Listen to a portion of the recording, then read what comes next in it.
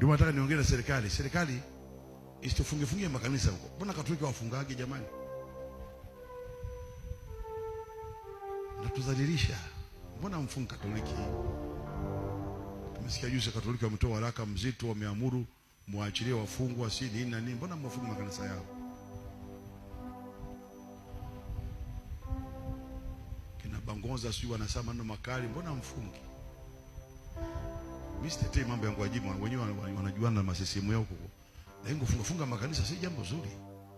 Sasa kufunga kanisa Jumapili watoto wakasali hapa Sunday school, wamekosa nini? Wewe dini na mzao upako.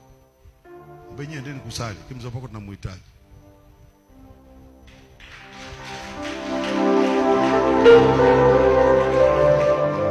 Watoto wa Sunday school, maana kanisa taasisi.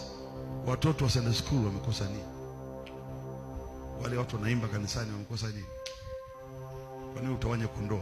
So acha sisi huyu mzao upako tunamhitaji. Nyie endeni kusakili huyu tunamhitaji. Unafungaje kanisa? Unawekaje upinde kanisa hapo usali? Wewe una akili mama? Wewe una akili kweli? Ukisikia wewe kama ndio mkuu wa majeshi au sio ya IGP kanisa lako limefungwa hivyo utasikiaje moyo? Tumefupenda pale kanisa Katoliki tumefunga, msiingie Katoliki wote hapo. Vile babu na wavumilia wa Katoliki wakiwatukana, sina mwavumilie vipi? Sio mnaonyesha udini, si mnawavumilia. Mnatafuta namna ya kumshika mzee upako mwenyewe. Si ndio jamani?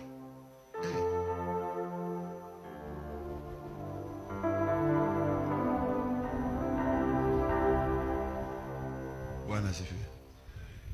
Bwana asifiwe. Hekima tu. Unaua nyoka bila kuharibu mayai. Ukitaka mzao upako umpate, kwanza unaniharibia heshima yangu. Ukitaka unitoe, kwanza nitafutie maskendo. Tafuta maskendo kuhusu mzao upako, nihamishe kwenye mioyo ya watu. Lakini leo ukisema mzao upako atoke hapa, funga milango, hamna kusali, weka upinde. Bwana wewe, mambo gani haya mnafanya? Nikaje upinde kwenye makanisa? Nyie mkimshika Gwajima tu mwenyewe. Mimi ningeomba mzao upako wewe unasema Gwajima mwenyewe ana makosa na waliofunga sana na makosa. Sasa kosa la Gwajima alihalalishi makosa yenu.